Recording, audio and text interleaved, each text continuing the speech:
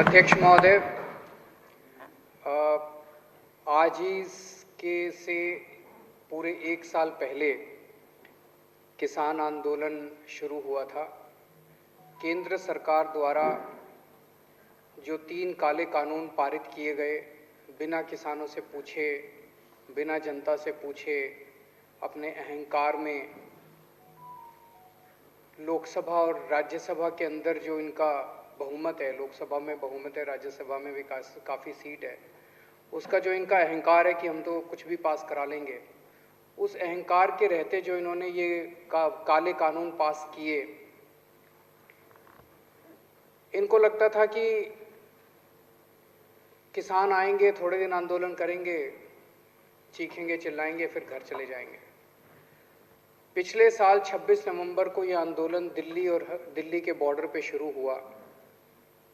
आज पूरा एक साल हो गया और उनका आंदोलन सफल रहा।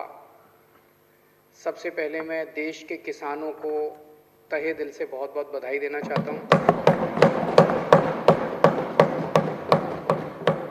इस आंदोलन में सब लोग शामिल हुए, कोई प्रत्यक्ष रूप से, कोई अपने अपने घर से दुआएं भेज रहे थे। जो भी इस देश का भला चाहते हैं, सब ने इस आंदोलन का समर्थन किया। महिलाओं ने, व्यापारियों ने, स्टूडेंट्स ने, पत्रकारों ने, बुजुर्गों ने, यूथ ने, बच्चों ने, इस धर्म के लोगों ने, उस धर्म के लोगों ने, इस जात के लोगों ने, उस जात के लोगों ने, सब लोगों ने इसका समर्थन किया। सब ने दुआएं दी इसकी सफलता के लिए। सभी देशवासियों को मैं बधाई देना चाहता हूं। खासकर मैं पंजाब के किसानों को बधाई देना चाहता हूं, क्योंकि उन लोगों ने इस पूरे आंदोलन की अगुवाई की, उन्होंने इस पूरे आंदोलन की लीडरशिप की। जिस तरह से बहुत बड़े स्तर के ऊपर ट्रैक्टर ट्रॉली पंजाब से आए, यहाँ पे आके बैठ गए। पंजाब की उन महिलाओं को मैं बधाई देना चाहता हूँ जो कंधे से कंधा मिला के यहाँ पे कई दिनों तक इस आंदोलन में बॉर्डर के ऊपर उनके साथ बैठी हुई थी। सर्दी में, गर्मी में कितनी बाधाएं आई इनको, कितनी इन्होंने तकलीफ़ें सही। मतलब मेरे को याद है पिछली बार अभी तो उतनी सर्दी नहीं पड़ी, लेकिन पिछली साल जब कड़ाके की सर्दी पड़ रही थी, हम सोचा करते थे कि हम अपने घर में इतने बड़े सारे हीटर लगा के बैठे हैं और इतनी रजाई के अंदर बैठे हैं, ये किसान बॉर्डर के ऊपर पता नहीं कैसे बैठे होंगे, कैसे सो रहे होंगे खुले आसमान के नीचे। फिर गर्मी आई, डेंगू आया, कोरोना आया, सारी बाधाओं को दूर वो करते हुए अंत पंत में किसानों की जीत हुई। तीनों कानूनों को वापस लिया गया। मैं समझता हूं कि शायद ये इंसान के इतिहास में, दुनिया के इतिहास में सबसे लंबा आंदोलन था। मैं और कोई ऐसा आंदोलन नहीं जानता। भारत में 1907 में एक आंदोलन हुआ था, वो भी किसानों का आंदोलन था, पंजाब के किसानों का आंदोलन था, और वो अंग्रेज़ों के खिलाफ हुआ था। वो 9 महीने चला था, 1907 में हुआ था। उसके बाद अब किसानों को आंदोलन करना पड़ा अपनी सरकार के, चुनी हुई सरकार के खिलाफ। ये 12 महीने चला। दुनिया का सबसे लंबा आंदोलन, सबसे अहिंसात्मक आंदोलन, संयमित आंदोलन। सत्ता पक्ष ने इनको भड़काने में कोई कसर नहीं छोड़ी, षड्यंत्र करने में कोई कसर नहीं छोड़ी, गालियां देने में कोई कसर नहीं छोड़ी। उनको कुचला गया। लखीमपुर का जो इंसिडेंट है, बहुत ही दर्दनाक इंसिडेंट है कि सरेआम सड़क के ऊपर इतने लोगों के सामने, हजारों लोगों के सामने किसानों को गाड़ी से कुचल दिया गया। और इतनी हिम्मत हो गई, अगर सुप्रीम कोर्ट इंटरवीन नहीं करता तो ये उसको गिरफ्तार भी नहीं करते जिसने कुचला था। ये तो सुप्रीम कोर्ट की वजह से इन्हें गिरफ्तार करना पड़ा। लेकिन किसान बेचारा शांत रहा, वो केवल अपने अर्जुन की आंख की तरह अपने आंदोलन पे केंद्रित रहा। 700 किसान शहीद हो गए। 700 किसान अपने ही देश में, अपनी हुई चुनी हुई सरकार के खिलाफ लड़ते लड़ते 700 किसान शहीद हो गए। उन सभी किसानों को मैं नमन करता हूं। लेकिन एक खुशी की बात यह कि उनकी आत्मा को अब शांति मिल रही होगी, क्योंकि उन्होंने जिस चीज़ के लिए शहादत दी वो अंत में लक्ष्य पूरा हुआ और किसानों की जीत हुई। कितनी गालियां दी गई इन लोगों को, एंटी नेशनल हैं। अपने देश के किसान एंटी नेशनल हैं। अगर अपने देश के किसान एंटी नेशनल है तो ये सारे जो बैठे हुए हैं उधर, वो क्या हैं फिर? जो गालियां दे रहे थे वो क्या है फिर?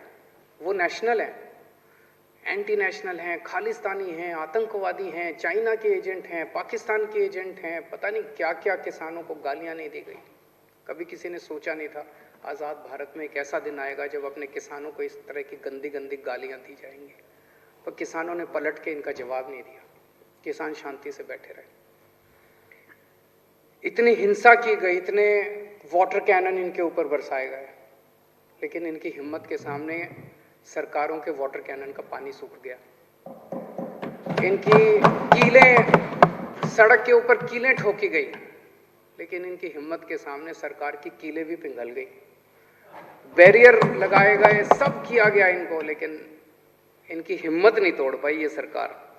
और अंत पंत में इस सरकार को झुकना पड़ा, इनके अहंकार को तोड़ दिया इन किसानों ने।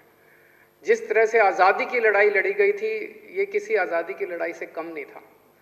सबसे बड़ी बात ये हुई कि ये किसानों की जीत नहीं है, ये जनतंत्र की जीत है, भारत की जीत है। इस देश के अंदर जो पिछले कुछ सालों से लोगों का डेमोक्रेसी के ऊपर से भरोसा उठता जा रहा था कि यार इस देश के अंदर तो कुछ चलता ही नहीं है, इनकी मेजॉरिटी आ गई, ये कुछ भी कर लेते हैं, किसी के खिलाफ भी ये करते हैं, वो करते हैं, रेड मारते हैं, लोगों को तंग करते हैं, डेमोक्रेसी तो बची ही नहीं देश के अंदर। ऐसा इनको भी लगता है। इनसे जब प्राइवेट में बात करो ये भी बहुत दुखी हैं, ये भी सारे बहुत दुखी हैं वो, लेकिन ऊपर से ऑर्डर आते हैं कि भाई यहाँ पे जो ज़्यादा तेज बोलेगा उसको पद मिलेगा। तो इनकी मजबूरी है, पर ये हैं सारे अपने ही, दिल से ये सारे अपने साथ हैं। सो जनतंत्र की जीत हुई है, जनतंत्र में लोगों का भरोसा बढ़ा है बहुत ज़्यादा। ये एक तरह से हवन था, उस हवन में हम सब लोगों ने भी अपनी तरफ से एक चम्मच घी का डाला। जब हमारे को फाइल आई हमारे पास कि किसान आ रहे हैं, पंजाब से चल पड़े हैं, बॉर्डर पे पहुंचने वाले हैं, उन किसानों के लिए स्टेडियम्स को जेल बनाया जाएगा, तो मेरे को अपने अन्ना आंदोलन के दिन याद आ गया। उस टाइम हमें भी जेलों में रखा गया था, इन्हीं स्टेडियम्स के अंदर हम भी रहे हैं, हमने भी रातें काटी हैं इन्हीं स्टेडियम्स के अंदर। तो मैं समझ गया कि ये स्टेडियम के अंदर इनको पटक देंगे सबको, किसानों को, और आंदोलन ख़त्म। फिर तुम स्टेडियम में बैठे रहो, जितने भी दिन बैठना है तुम करते रहो। तो हमने मंजूरी नहीं दी, बहुत नाराज़ हुई केंद्र सरकार, बहुत नाराज़ हुई। वैसे ही बहुत तंग करते हैं, मैंने सोचा और थोड़ा तंग कर लेंगे, क्या फ़र्क पड़ता है। तो बहुत नाराज़ हुए। बॉर्डर के ऊपर जितनी ज़रूरत पड़ी, जब जब ज़रूरत पड़ी, पानी की, खाने की, टॉयलेट्स की, हमने पूरी मदद की किसानों की। तो हमने अपनी तरफ से जो भी हो सकता था पूरा किसानों की मदद की। एक चीज़ मैं देख रहा हूँ, मतलब बेशर्मी की भी हद होती है। जब ये 3 काले कानून लाए गए तो भाजपा वालों ने चारों तरफ वाह क्या मास्टर स्ट्रोक है, और जब ये तीनों कानून वापस लिए गए तो बोले वाह क्या मास्टर स्ट्रोक है।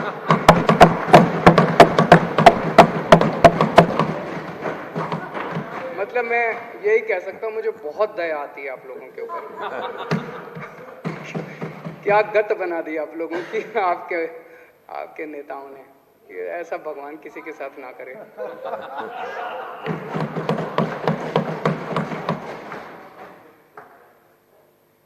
किसानों की जो मांगे हैं, अभी जो पेंडिंग मांगे हैं, हम उनका पूरा समर्थन करते हैं। टेनी साहब को तुरंत केंद्रीय मंत्रिमंडल से बर्खास्त किया जाना चाहिए। मुझे नहीं पता कि केंद्र सरकार की क्या मजबूरी है, कुछ तो मजबूरी होगी जो उस एक आदमी का बोझ लेके केंद्र सरकार अपने कंधे पे ढो रही है। क्यों नहीं उसको हटा देते? मुझे नहीं पता कि उनकी क्या मजबूरी है, कुछ मजबूरी होगी जरूर, लेकिन पूरा देश मांग करता है कि ऐसे व्यक्ति को तुरंत बर्खास्त किया जाए। एमएसपी की जो उनकी डिमांड है वो बिल्कुल जायज़ है, इसके ऊपर हमने भी बहुत अध्ययन किया है। ये राजनीतिक तौर पे नहीं, मुझे लगता है अगर एमएसपी लागू हो जाता है तो देश की एग्रीकल्चर सेक्टर को बहुत बड़ा फ़ायदा होगा, पूरा का पूरा बदल सकता है। जितने केसेस, झूठे केसेस इन लोगों के ऊपर लगाए गए हैं वो सारे वापस लिए जाएं, और जो 700 किसान शहीद हो गए उनके परिवारों को उचित मुआवजा दिया जाए। किसान जब तक वहाँ बैठे हैं, किसान तय करेंगे वो कब उठना चाहते हैं। जब तक किसान वहाँ बैठे हैं हम किसानों के साथ हैं, पूरी तरह से किसानों के साथ हैं, हर कदम पे उनके साथ हैं। और गोपाल राय जी द्वारा जो यहाँ पे प्रस्ताव पेश किया गया मैं उसका पूरा समर्थन करता हूँ।